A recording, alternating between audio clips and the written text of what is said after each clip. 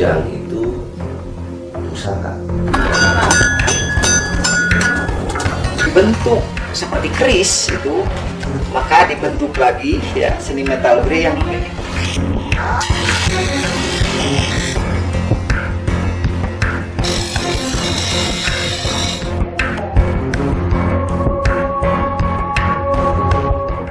Provinsi Jawa Barat berada di bagian barat Pulau Jawa. Di sisi timur wilayahnya berbatasan dengan Jawa Tengah.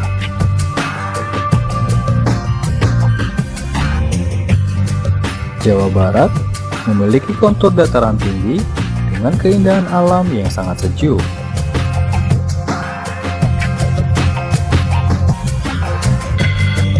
Suku Sunda merupakan suku mayoritas di Jawa Barat. Telah ada sejak ribuan tahun lalu.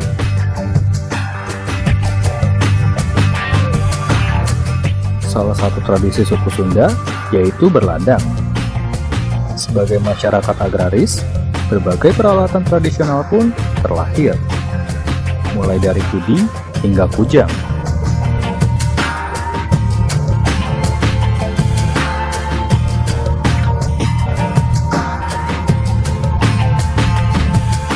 Berdasar temuan arkeologis dan data sejarah, kujang merupakan produk karya budaya orang Sunda yang lahir dari akar peralatan perladangan atau pertanian.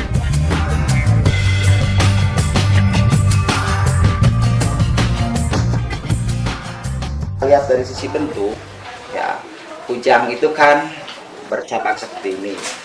Awal mula ya, dan fungsi kujang ada beberapa. Sekalipun memang dalam tradisi masyarakat komunitas adat, jadi Baduy ya semua pakaran yang kaitannya atau senjata untuk bertani namanya kujang. Nah, tetapi ya tingkatan-tingkatan alat pertanian sudah menjadi pandangan atau anggapan orang bahwa kujang itu termasuk salah satu senjata tradisional khas Sunda atau Jawa Barat. Sehingga ya di Bogor ada tugu kujang, juga yang belum lama ini juga di kampung adat Naga juga dibuat semacam tugu kujang yang jauh lebih besar gitu. Ini menandakan juga sebagai bukti bahwa kujang itu ada. Lewat sejumlah tinggalan dan sumber-sumber tertulis, kujang selain berfungsi sebagai alat pertanian, juga menjadi senjata pusaka keluarga kerajaan tempo dulu yang sudah dipakai sejak abad ke-8 Masehi. Tapi kita sudah bisa tahu ada seorang raja yang bergelar Prabu Hulu Kujang itu pada abad ke-8. Ini sudah dipastikan kujang jauh sebelum abad ke-8 juga sudah digunakan. Gitu. Kujang merupakan salah satu benda pusaka warisan budaya leluhur Sunda. Sampai kini tetap eksis dalam bagian budaya Sunda. Kujang juga sudah ada jauh sebelum tercatat dalam naskah Sunda kuno. Sebutan kujang juga sudah melekat dalam nama seorang raja. Dalam naskah Sunda kuno judulnya ya Sang Hyang Siksa Kandang Karesian. Itu naskah ya disalin atau mungkin ya ini naskah salina atau ditulis ya sekitar tahun 1518 Masehi. Terus ya di situ juga disebutkan keahlian ya mengolah rupa-rupa tempaan atau logam. Salah satunya berbicara tentang pakaran atau senjata. Ya ada senjata untuk para raja, ada senjata untuk para kaum apa istilahnya agamawan, juga ada senjata untuk kaum tani.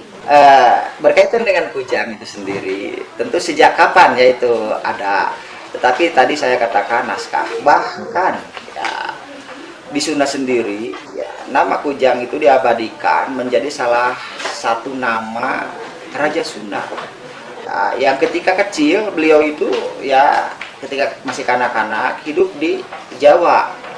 Ini menggambarkan ya, saya juga ingin tekankan Prabu Hulu Kujang itu sampai disebut Prabu Hulu Kujang. Pada masa kanak-kanak beliau dibesarkan di kakeknya di Jawa ya, ketika zaman Janggala Kediri ya, sebelum Majapahit berdiri.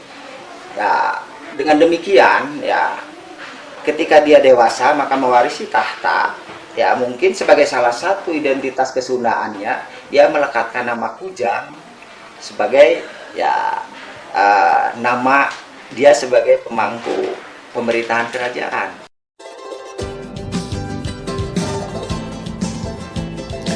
Nama Kujang terlahir karena pada proses masa sistem pembentuknya di masa lampau yang kini menjadi suatu warisan budaya bagi generasi berikutnya. Sehingga ada pendapat tentang asal-muasal istilah kata Kujang. Katakan Kujang itu dari ya kudi hiang ya. Kudi itu juga senjata. Ya, hiang itu menunjukkan di Sunda itu sebagai salah satu roh tertinggi, makhluk tertinggi sebagai pencipta alam. Jadi sama dengan sekarang Tuhan yang Maha Kuasa. Oleh karena itulah ya bahwa ketika dikatakan kudi hiang menjadi kujang, bahwa senjata itu ya memiliki makna-makna religius. Meski secara fisik kerajaan Sunda sudah tiada, namun Kujang masih banyak dimiliki oleh masyarakat Sunda, yang fungsinya benda nyata tergolong benda sejarah. Sebagai wahana nostalgia dan kesetiaan kepada keberadaan leluhur Sunda pada masa jayanya.